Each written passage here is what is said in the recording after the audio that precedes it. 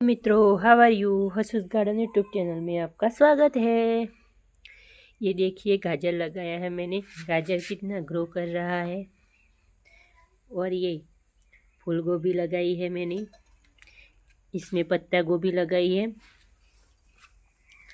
ये चुकंदर लगाया है मैंने, आप देख सकते हैं। बारिश की वजह से ऐसे हो गए हैं। ये भी गाजर है। ये मिर्च का पौधा है। और ये टमाटर कितने अच्छी तरह से ग्रो कर रहे हैं, आप देख सकते हैं। बहुत सारे टमाटर लगे हुए हैं। इसमें मूली लगाई है। मूली भी ग्रो कर रही है। इसमें प्याज लगाया है। प्याज भी अच्छे हैं। और आप देख सकते हैं, ये पालक लगाया है मैंने।